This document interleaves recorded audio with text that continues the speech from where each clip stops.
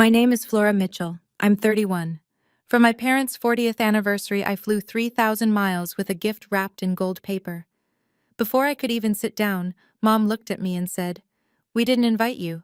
Your sister planned this." Then Dad pushed my gift off the table and said, "We don't want anything from the daughter who abandoned us."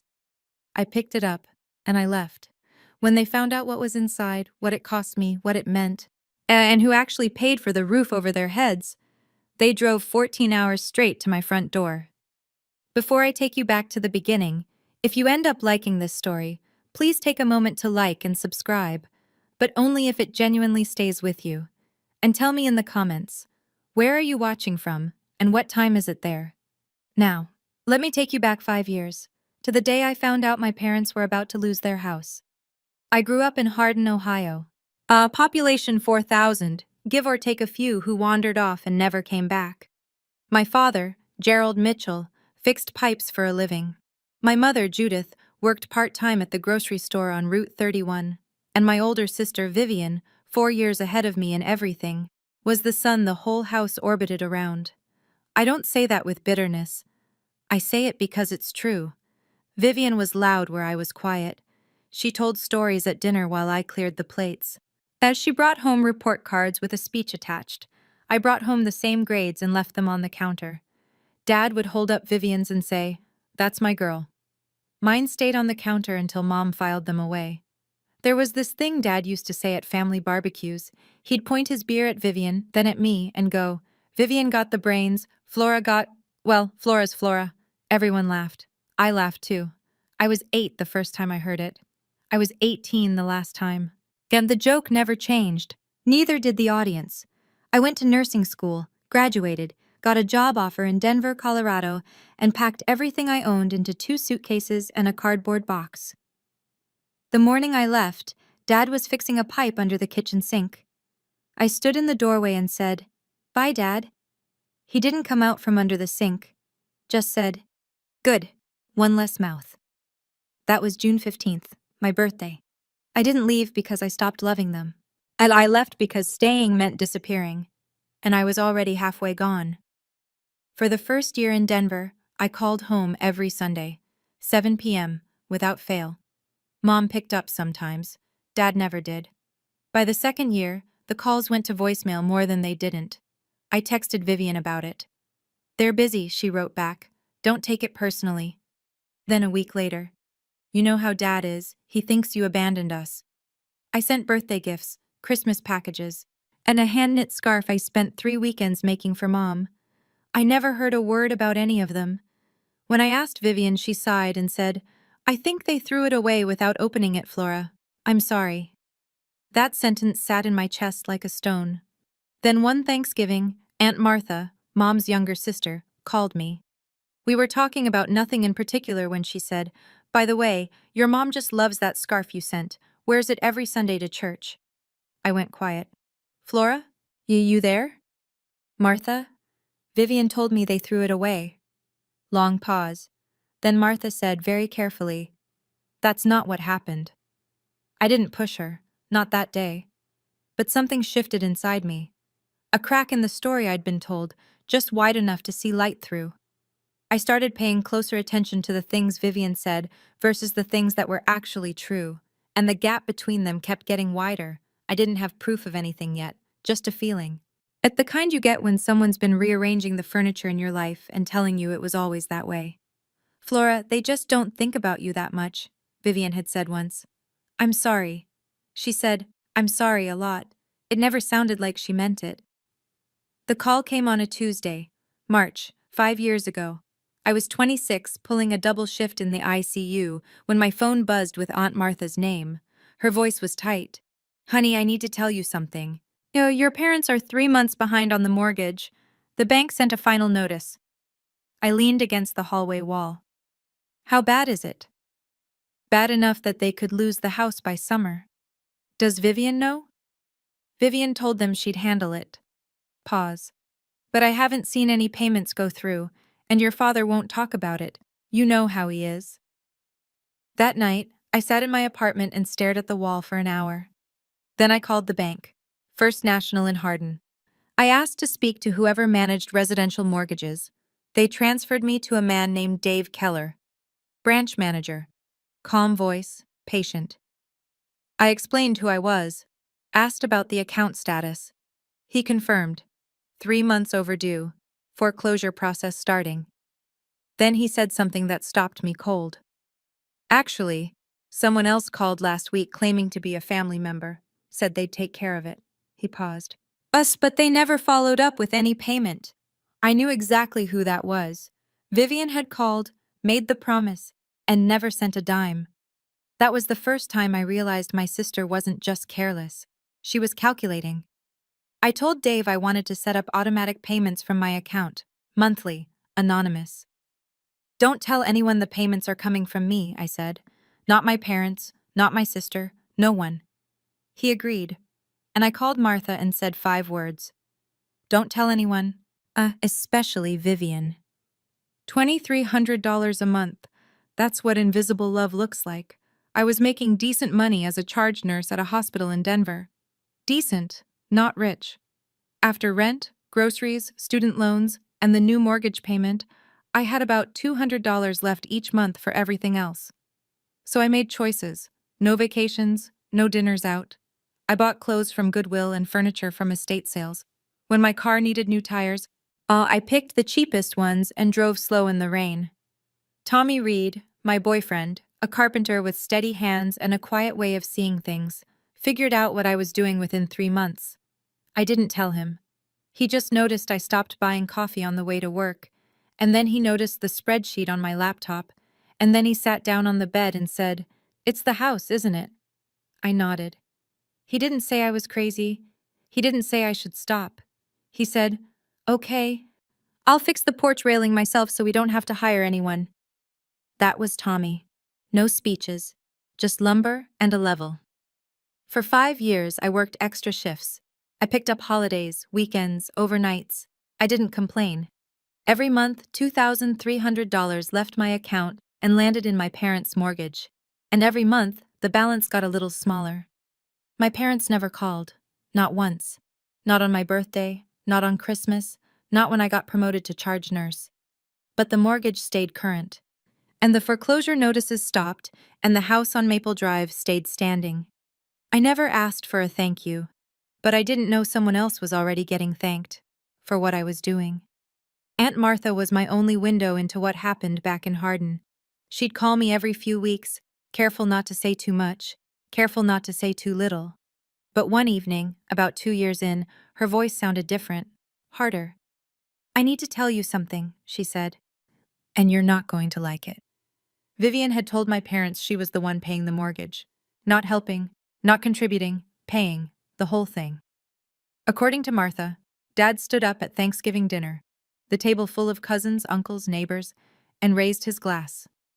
"To Vivian," he said, "the only one who actually cares about this family." Everyone clapped. Mom cried. Vivian smiled and said, "It's nothing, Dad. You'd do the same for me."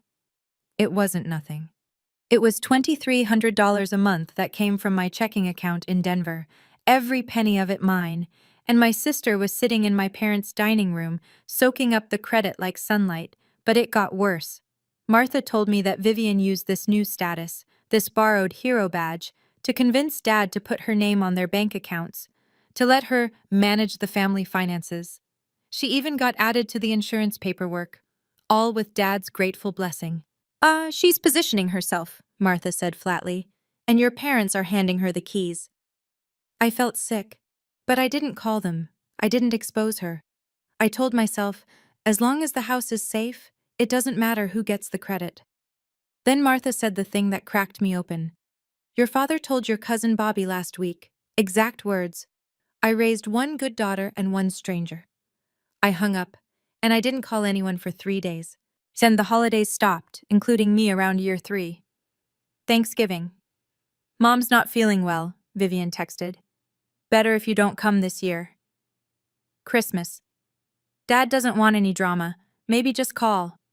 Easter. Nothing. No text, no call, just silence. But through Martha, I knew the truth. The house was full every holiday. Cousins drove in from Columbus. Uncle Ray brought his famous pie. The neighbors came for dessert. Everyone was there. Everyone except me. Vivian had built a wall around my family and put herself at the gate. And nobody questioned it because, as far as they knew, she was the one keeping the roof over their heads. Meanwhile, I kept paying. Every single month. The balance went from 140,000 down to 80. Then 60. Then 40. I watched the numbers fall on my bank app like some kind of reverse countdown, not to something beginning, but to something ending. Tommy asked me one night while we were doing dishes, "When does this end, Flora?" I dried a plate, set it on the rack. "When the house is paid off," I said. "Then I'll know they're safe. That's enough." He looked at me the way he sometimes did, like he could see the cost of what I was carrying and wished he could split it in half. "Is it, though?" he asked. "Is it enough?" I didn't answer. The final payment cleared in September. 5 years, 60 monthly transfers, $137,412 total. The house on Maple Drive was free and clear, owned outright by Gerald and Judith Mitchell. And 2 weeks later, I got the one thing I never expected, an invitation, sort of. I was scrolling through Facebook on a Sunday morning when I saw it. Vivian's post, bright and public. "Planning Mom and Dad's 40th anniversary party. Family only. October 14th. It's going to be so special." 200 likes, 40 comments. Cousins tagging each other. Neighbors asking what to bring. Uncle Ray promising 3 pies this time. No message to me, no call, no text. I sat with my phone in my hand for a long time. Then I called Vivian. She picked up on the 4th ring. "Flora, hi. I saw the post. When should I book my flight?" Silence. Then, "Oh, I didn't think you'd want to come." "It's their 40th anniversary, Vivian." "I know, but Dad said he doesn't want any awkwardness." "Did Dad say that? Or did you?" Another pause, longer this time. Bet I could hear her recalculating. "I'm just trying to protect everyone, Flora." "From what? From me showing up to my own parents' anniversary?" "It's not like that." "Then what is it like?" She exhaled, sharp and thin. "Look, I just don't want this to turn into a thing. You haven't been around. People will ask questions." "Let them ask." "Flora." "I'll be there." I hung up. My hands were shaking. Not from anger, from something deeper. 5 years of silence. And my sister was still deciding whether I existed. That night, I lay in bed staring at the ceiling. Tommy rolled over and said, "You're going, aren't you?" "Yeah." "Good." He paused. "What are you bringing?" I thought about it for exactly 1 second. The truth. He didn't ask what I meant, but I think he already knew. And somewhere in that dark room, something inside me shifted from hoping to deciding. "You don't get to erase me from my own family, Vivian. Not anymore." The next morning, I called Dave Keller at First National. "Dave, it's Flora Mitchell." "Flora, good to hear from you. Congratulations, by the way. That last payment went through clean." "That's actually why I'm calling. I need the original mortgage satisfaction certificate and a full statement of all payments made over the past 5 years. Every transaction, every date." He was quiet for a moment. "You sure you want all of that? It shows everything. Your name, your account, every transfer." "That's exactly why I want it. Give me a few days. I'll have it all notarized and ready." The package arrived the following week. A thick manila envelope from First National Bank. Inside, the payoff certificate, crisp, official, stamped with the bank seal. Behind it, 60 pages of transaction records. My name on every single one. I also wrote a letter.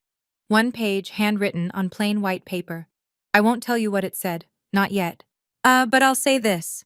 It took me 4 tries to get through it without crying, and when I finally sealed it, my hands were steady. I put everything into a box. A nice one, sturdy, from the craft store on 6th. Then I wrapped it in gold paper. Not because I'm fancy, but because it was my parents' wedding color. 40 years ago, their cake had gold ribbons. Mom kept one in her jewelry box for decades. I thought she'd remember. The morning of my flight, Tommy drove me to the airport. At the curb, he held my bag while I stood there with the gold box tucked under my arm. "Whatever happens," he said, "you already did the right thing." 5 years of the right thing. I kissed him and walked inside. I didn't know then that I'd be back in less than 24 hours, without the box. The flight from Denver to Columbus was 3 hours and 12 minutes. I spent all of it with the gold box on my lap, running my thumb along the edge of the wrapping. I rented a car at the airport, a small gray sedan. Drove east on I-70 for an hour and a half until the highway narrowed into two-lane roads and the landscape turned into the flat, green, wide-open Ohio I remembered. Grain silos, white churches, that gas station on Route 31 that's been closing soon since I was in middle school. I turned onto Maple Drive at 4:15 in the afternoon, and there it was, the house. Same brown siding, same chain-link fence, same cracked driveway. But today there were balloons tied to the mailbox. A homemade banner hung across the porch, Happy 40th Gerald and Judith. Cars lined both sides of the street. I counted at least 20. I parked at the end of the block, cut the engine, sat there. Through the front windows I could see people moving. I could hear music, something country, turned up just enough to leak through the walls. Laughter. Voices layered over each other the way they do when a room is full. 60 people inside, and not one of them expecting me. And I looked at the gold box on the passenger seat. The corner of the wrapping had creased during the flight. I smoothed it with my fingertip. What if they still don't want me? What if I walk in there and nothing changes? I sat for 10 minutes, watched the light shift through the trees. Then I picked up the box, opened the car door, and stepped onto the sidewalk. The front door was 30 yards away. It might as well have been 3,000 miles. Then I opened the screen door and stepped inside. The living room had been rearranged. Tables pushed together in an L shape, covered in white cloth. Folding chairs borrowed from the church lined every wall. Flower arrangements sat on every flat surface. Vivian's touch, no doubt. A slideshow played on a laptop in the corner. Photos of Mom and Dad through the years. I wasn't in many of them. A few heads turned, then a few more. Mrs. Patterson, our old neighbor, was the first to speak. "Flora? Oh my goodness! We haven't seen you in years!" She said it loud enough that half the room heard. Conversations dimmed. Forks paused. Eyes moved from me to the gold box in my hands, then back to me. I scanned the room. Uncle Ray by the food table, Cousin Bobby near the window. A dozen faces I half recognized, and a dozen I didn't. Then I found her. Aunt Martha. She was standing near the kitchen doorway with a glass of iced tea, and the moment she saw me, her hand froze halfway to her mouth. But her eyes dropped to the box, then widened. She knew. She knew exactly what I was carrying. We looked at each other across the room. 5 years of secret keeping passed between us in a single glance. I could see the question on her face. "Are you sure?" I gave a small nod. Martha set her glass down and pressed her lips together. Then she nodded back. Just once. Firm. Behind me, the screen door creaked shut. In front of me, the murmur of the room rebuilt itself. Quieter now, but with a new frequency underneath, the low hum of something unexpected. People were watching, and I hadn't even said a word yet. Vivian was mid-sentence when she saw me. She'd been standing at the head of the table with a champagne glass, giving what sounded like the tail end of a toast. "And I'm so grateful I could give back to you both, especially with the house. Everything I've done, I did out of love." Applause, a few raised glasses, and Dad nodded from his chair like a king receiving tribute. Then Vivian's eyes drifted past the crowd and landed on me. The change was instant, not dramatic. She was too practiced for that. Just a flicker, a tightening around the mouth. Then the smile came back, wider, warmer, like she'd rehearsed it in a mirror. She set down her glass and walked toward me, every step measured. When she got close, she leaned in, not a hug, just close enough to whisper, "What are you doing here?" I told you Dad doesn't want you here." "I came to give Mom and Dad their gift," I said. My voice was even. My hands were not. Vivian glanced at the gold box. "What is that? Some last-minute thing from the airport gift shop?" I didn't answer. She stepped closer. "You should go, before Dad sees you." But it was too late. Across the room, Dad had turned in his chair, and Mom, sitting beside him, was already staring. In that moment, And I remembered something Dave Keller had said when he handed me the documents. Miss Mitchell, this is one of the most selfless things I've seen in 20 years at this bank. Your parents are lucky. Lucky. Standing in that living room, watching my sister block my path and my father's jaw tighten at the sight of me. Lucky felt like a word from someone else's language. But I kept walking. Mom saw me before Dad said anything. She was sitting to his left in a padded folding chair, her hands resting on a paper napkin she'd folded into a tiny square. When our eyes met, something moved across her face. Surprise, maybe relief, maybe guilt. I couldn't tell. It was there for half a second, then gone. The room was getting quieter. People were watching now, the way people watch when they can feel something coming but don't know what. Flora. Mom's voice was small. We didn't invite you. Your sister planned this. 60 people heard it. And I know because I could feel every single pair of eyes land on me at once. The silence wasn't empty. It was thick. It pressed against my skin. I know, I said. I came anyway. I have something for you and Dad. Mom looked at Dad. Dad looked at me. I don't know what I expected to see on his face. Surprise, maybe. Curiosity. Something human. What I got was stone. His mouth set in a flat line, his eyes narrow, and his arms folded across the front of his pressed Sunday shirt, like a gate swinging shut.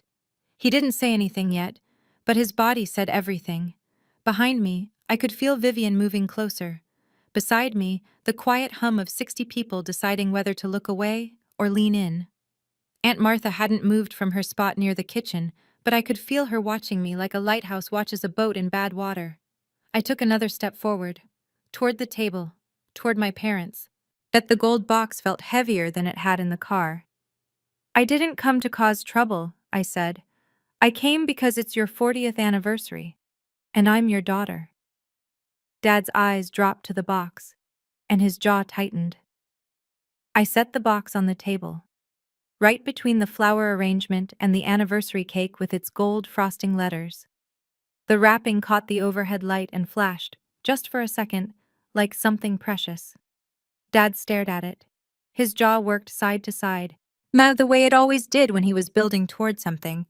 Then he reached out and pushed it, not gently, not a nudge, a flat-palmed shove that sent the box sliding across the tablecloth and off the edge. It hit the floor with a dull thud. One corner of the gold paper tore open.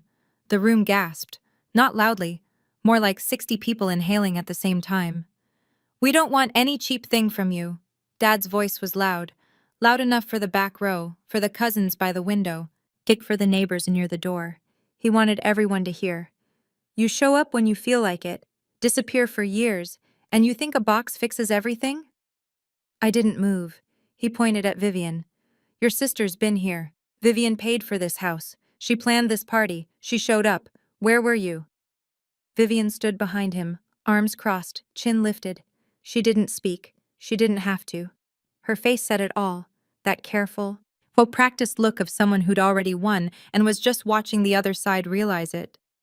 A few guests shifted in their seats. Mrs. Patterson looked at her lap. Uncle Ray set down his fork. Cousin Bobby took a step backward, like the air near the table had turned sour. I looked at my father. My eyes were burning, my throat was tight, but my voice, when it came, was steady. And I knew exactly what I was going to do. I bent down and picked up the box. The torn corner of the gold paper hung loose. I smoothed it back into place with my thumb, carefully, the way you'd fix a child's bandage. I took my time. The whole room watched. Then I straightened up, looked at my father, looked at my mother, looked at Vivian. I didn't come here to beg, I said. I came to give you something I spent 5 years working for, but I won't stand here and be humiliated for loving you. Nobody moved. I turned around, walked past the folding chairs, past the slideshow still cycling through old photos, past Uncle Ray with his hands on his knees and Mrs. Patterson pressing a napkin to her mouth. 60 people, and not one of them said a word. Not one of them stood up. The only sound was my shoes on the hardwood and the low country song still playing from the speaker in the corner like it hadn't gotten the memo. Aunt Martha was standing near the front door, When I reached her, she caught my arm. Not hard, just enough to stop me. As she looked at the box, then at me. Her eyes were full and fierce. "Leave it with me," she whispered. "Trust me." I hesitated. Everything in me wanted to take it home, shove it in a closet, and never think about Hardin, Ohio again. But Martha's hand was steady, and her eyes said what her mouth didn't. "I've been quiet long enough." I placed the gold box in her hands. Then I walked out the front door, down the porch steps, and into the October air. I didn't look back. But I heard it. My mother saying my name. Just once. Very softly. And then nothing. Driving away from that street, I kept asking myself, why did I keep hoping? 5 years I'd paid their mortgage, and what did I get? A box shoved off a table and a door closed behind me.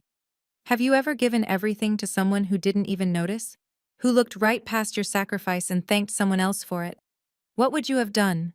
Would you have left the box or taken it with you? Tell me in the comments. I really want to know. I was already on the highway when it started. I didn't see it happen, but Martha told me every detail later, and she's not a woman who exaggerates. If anything, she undersells. So when she told me what went down in that living room after I left, I believed every word. Here's what happened. The party tried to recover. Vivian clapped her hands and said, "Okay, everyone, let's not let this ruin Mom and Dad's night." Who wants cake?" A few people murmured. Someone picked up a fork. The music kept playing. But Martha didn't move. She stood near the door, holding my gold box, watching the room try to paste itself back together. She told me later she felt like she was holding a grenade with the pin already out. 5 years of someone else's lie, sitting right there in her hands. She walked to the center of the room. "Before anyone touches that cake," she said loud and clear, "there's something you all need to see." Gerald's head snapped up. "Martha, stay out of this." "No." Martha set the box on the table, the same table Dad had pushed it off of 2 minutes ago. "I've stayed out of it for 5 years. That ends tonight." Vivian moved fast. "Aunt Martha, this isn't the time." "Oh, this is exactly the time, Vivian." The room went absolutely still. Not quiet. Still. Like the air itself had stopped moving. Martha opened the box. Inside, in the manila envelope from First National Bank. The letter, sealed in its white envelope. Everything Flora had carried 3,000 miles to give her parents. Martha pulled out the envelope first, held it up so everyone could see the bank's return address. Then she opened it. Martha unfolded the certificate and held it at arm's length. Her reading glasses were already on. She'd put them on while walking to the table, like she'd been planning this for years. Maybe she had. She read it out loud, every word. Mortgage satisfaction for 1427 Maple Drive, Hardin, Ohio, paid in full as of September 14th. Payoff completed by... She paused, looked at Gerald, then at the room. Flora Rose Mitchell.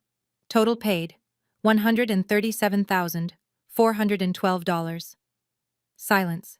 Not the awkward silence of before. This was something else. This was 60 people understanding all at once that the ground beneath them had shifted. Martha reached back into the envelope and pulled out a stack of papers. 60 pages, bank statements, transaction records. She held them up and fanned through them slowly. 5 years of payments, she said. $2,300 every month, from Flora's account in Denver. Her name, her money, every single line. Someone in the back row whispered, "Oh my God." I'm told Mrs. Patterson covered her mouth with both hands. Uncle Ray pushed his chair back from the table. Yet Cousin Bobby just stood there staring at Vivian. Gerald didn't move. His hand, the same hand that had shoved the box off the table, was gripping the edge of his chair, shaking. Mom pressed both palms flat against her face.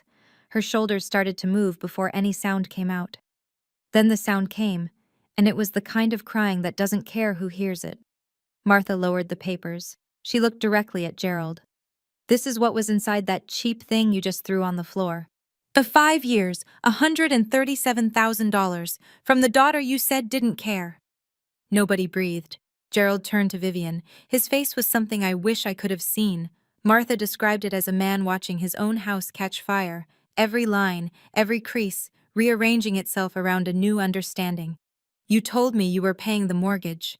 His voice was flat, dangerously flat. Vivian's face had gone white. Not pink, not flushed, white. It's like someone had pulled a plug somewhere behind her eyes.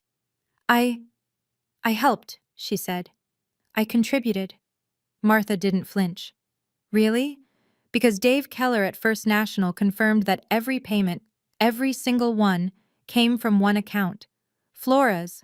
Not a dollar from you, Vivian. She paused. Not one. That's not. I meant I helped in other ways. A voice from the back. Aunt Donna, Gerald's sister, 70 years old and sharp as a kitchen knife. In what way? Exactly? Vivian opened her mouth, closed it, opened it again. Nothing came out. The room turned. You could feel it, like a tide reversing. The people who'd been nodding along to Vivian's toast 10 minutes ago were now staring at her, the way you stare at someone you've just realized you don't know at all. Uncle Ray shook his head slowly. Mrs. Patterson wouldn't even look in Vivian's direction. Cousin Bobby crossed his arms and leaned against the windowsill, his jaw tight. As Vivian took a step backward, then another. No one moved toward her. No one defended her. The silence around her was total. Gerald was still gripping the chair, but he wasn't looking at Vivian anymore. He was looking at the front door. The door Flora had walked through. The door he hadn't stopped her from reaching.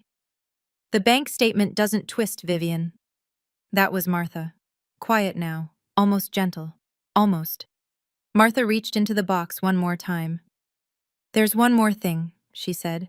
At the white envelope, my handwriting on the front, Mom and Dad. Martha looked at Gerald. Do you want to read this yourself, or do you want me to? Gerald didn't answer. His hands were shaking too badly to hold paper. Mom was still crying. The quiet kind now, the kind that comes after the loud kind runs out of air. Martha opened the letter. She read it slowly. Not all of it. She told me later she couldn't get through the whole thing without her voice breaking. So she gave them the parts that mattered most. Mom and Dad, I know you think I left because I didn't care, but I left so I could take care of you from where I was strong enough to. This house is yours. It always was. I just made sure nobody could take it away. Martha paused, steadied herself. I love you. I always have, even when you didn't see me. She folded the letter and set it on the table in front of Gerald. The room was wrecked. There's no other word for it. The older women were wiping their eyes with napkins. Uncle Ray had his head bowed.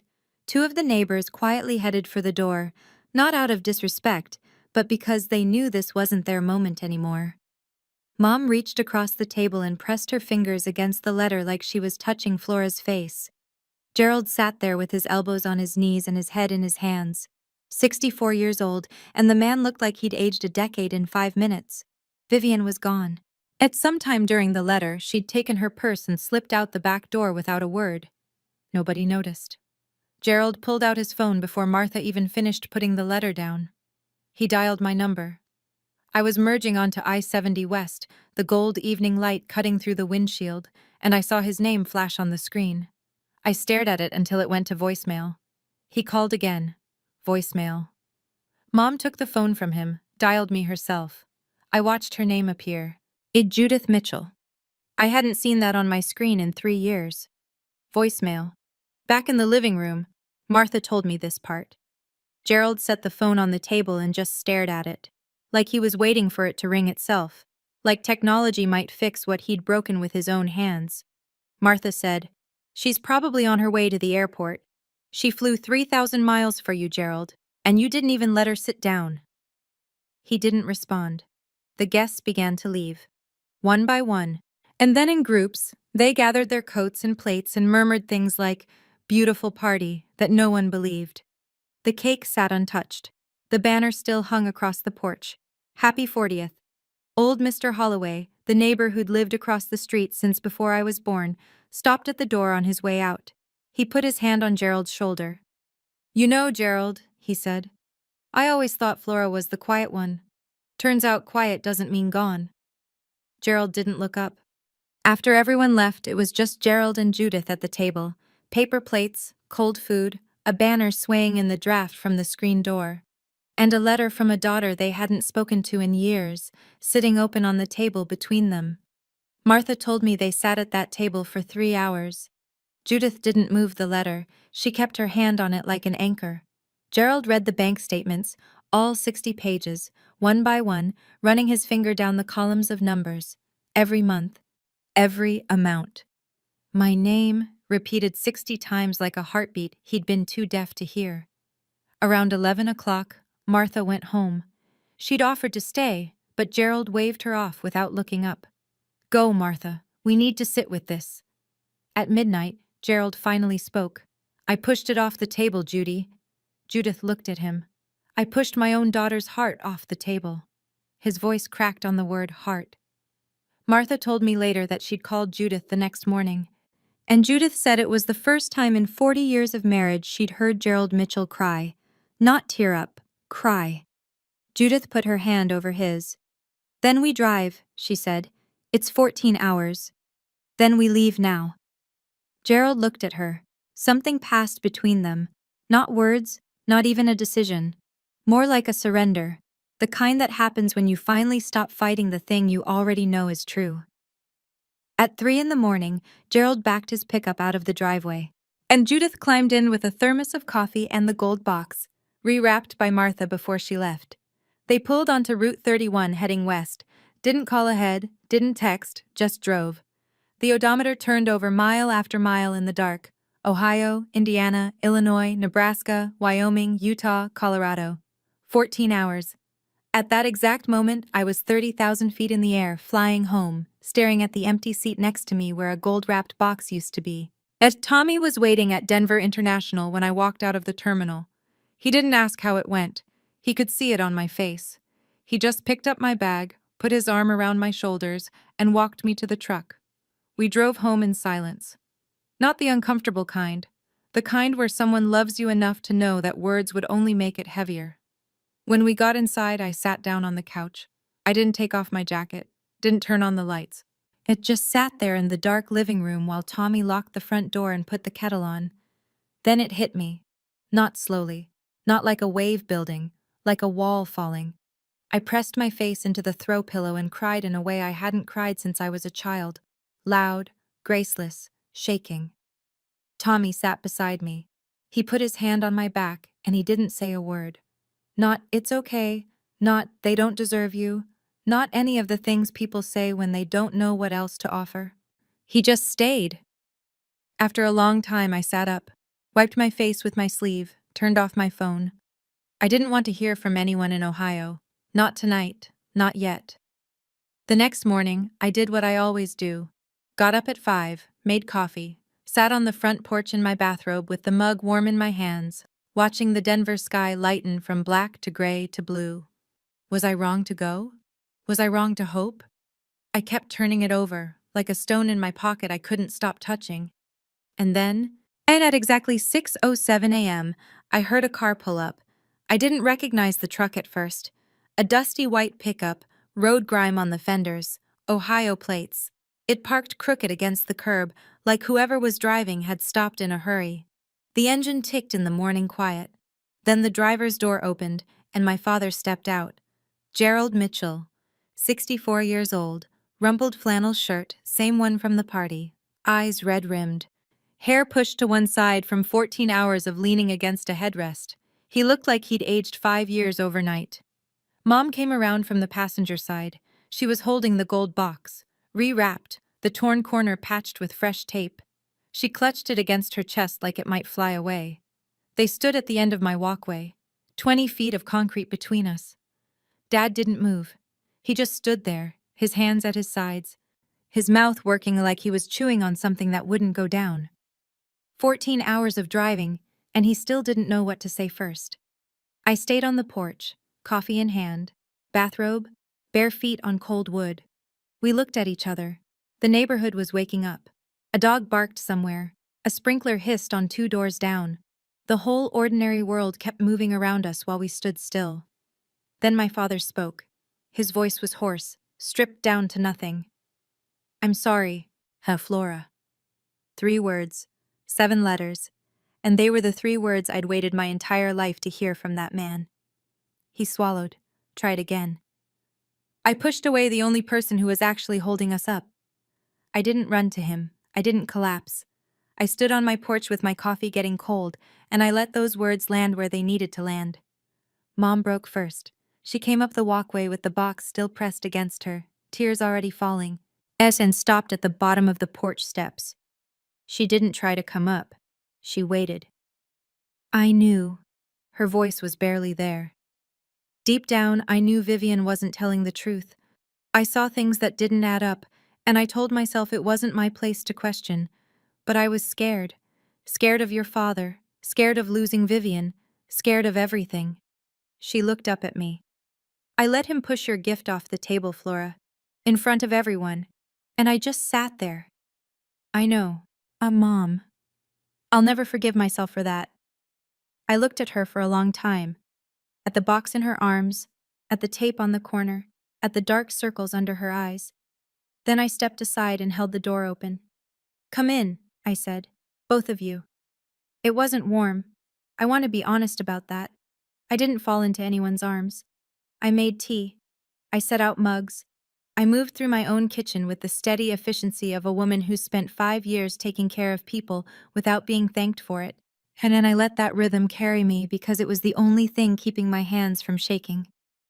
Tommy came out of the bedroom, said a quiet hello, shook Gerald's hand, and disappeared into the garage. He knew this wasn't his conversation. We sat at my kitchen table, the $4 estate sale table I'd eaten 1,000 quiet dinners at, and I said the thing I'd carried even longer than the mortgage. I love you, but I won't go back to being invisible. Mom nodded, fast and broken. And Dad just looked at his hands. I'm glad you came, I said, but showing up once doesn't erase 5 years of silence. Dad nodded. He didn't argue, didn't explain, didn't tell me I was being unfair. That, more than the apology, told me something had actually shifted. Over the next hour, they told me what happened after I left the party.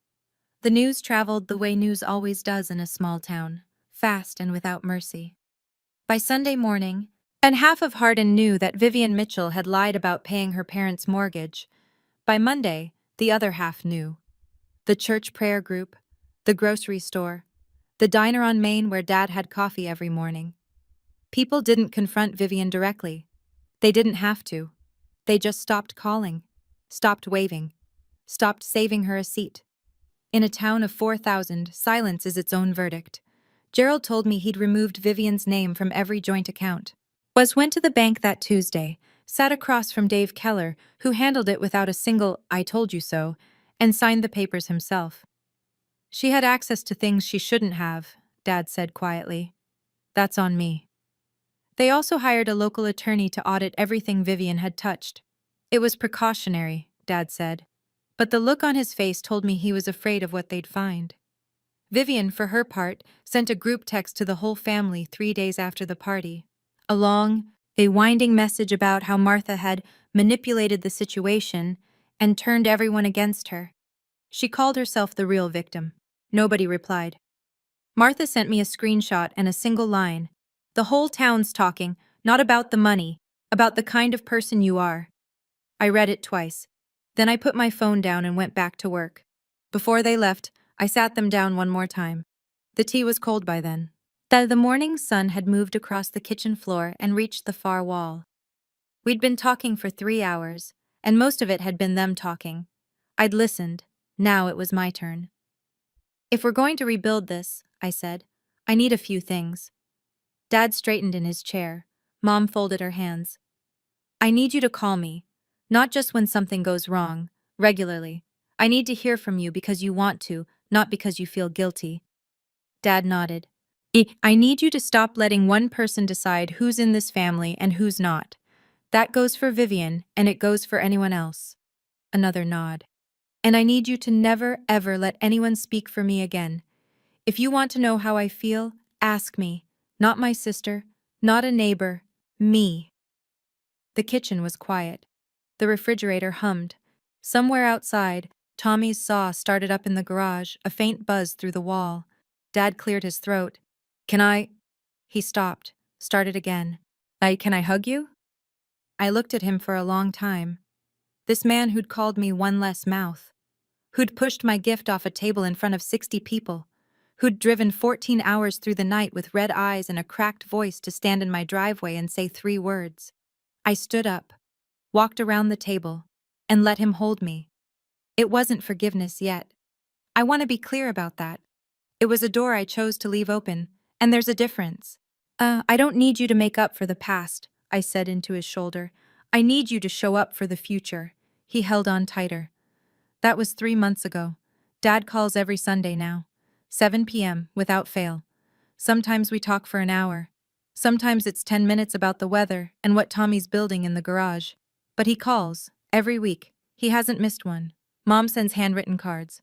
And not long letters, just little notes on the floral stationery she's used since I was a kid. Thinking of you. Saw a cardinal today and remembered you loved them. Small things, real things. They flew to Denver for Christmas. First time either of them had been on a plane in 20 years. Dad white-knuckled the armrests the whole flight. Mom brought homemade cookies packed in 3 layers of bubble wrap. We ate dinner at my $4 estate sale table, and nobody mentioned the empty chair where Vivian might have sat. Vivian. People ask about her. I didn't cut her off. That's not what this is. I just stopped chasing. If she wants to be in my life, she knows where to find me. But she doesn't get to rewrite the story anymore. I went back to work at the hospital the Monday after everything happened. Clocked in, checked vitals, changed IVs. The world doesn't pause because your family finally sees you. It just keeps going, and you go with it. That Tommy asked me one evening while we were washing dishes. Same spot, same question, different weight behind it. So was it worth it? All 5 years? I set a plate on the rack. Same rack, same plate, same life, but different. Every single month. I'm not telling you to pay off someone's mortgage to earn their love. That's not the lesson. The lesson is simpler. Don't let anyone convince you that your kindness makes you weak. And don't ever let anyone else narrate your story. And I didn't win my parents back with money. I won them back by refusing to disappear. When I tell this story, I still wonder, should I have told the truth sooner? If I'd called my parents 5 years ago and said, "It's me, I'm the one paying your mortgage," maybe none of this would have happened. Maybe Dad would have believed me. Or maybe Vivian would have found a way to twist that too. What do you think? Should I have told my parents from the start? Or was keeping it quiet the right call? I've gone back and forth on this 100 times and I still don't have a clean answer. Let me know in the comments. I'd honestly love to hear what you'd have done differently. That's my story. Whether you've been the Flora in your family, or you know someone who has, I hope it reminds you that being quiet doesn't mean being weak. Sometimes the people who make the least noise carry the most weight. If this story meant something to you, please hit like and subscribe. And if you want another story about someone who refused to be underestimated, check the link in the description. I picked it just for you. Thank you for staying with me all the way through. I'll see you in the next one.